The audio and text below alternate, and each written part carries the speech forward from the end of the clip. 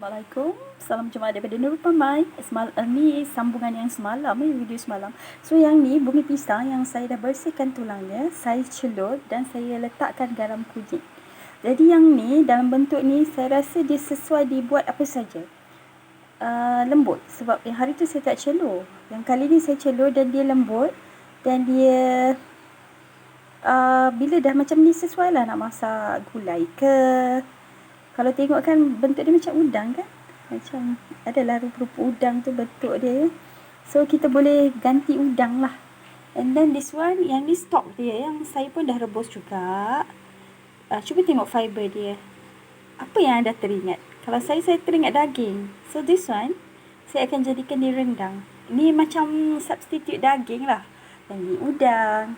Yang ni ganti daging. So from the jantung pisang seketul semalam, kita dapat banyak lauk sebenarnya. And this one, kulit luar yang kalau biasanya kita tak guna sebab keras, tapi kali ni saya nak berkreatif, saya akan rebus, saya akan buat macam yang ni juga, and then saya akan simpan keep fresh lah untuk saya masak apa-apa lah. Tapi this one dia suitable untuk rendang.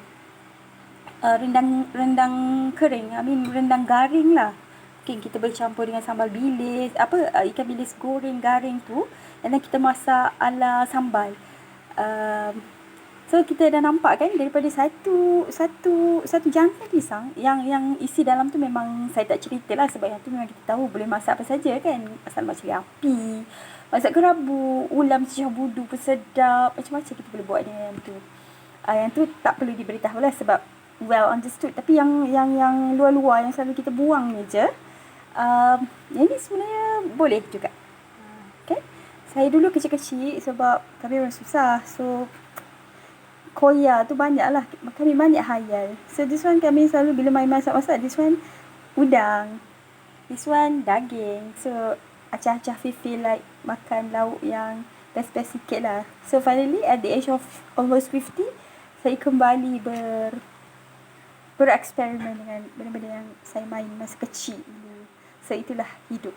Akhirnya dia kembali ke circle yang sama juga. Okay, selamat mencuba.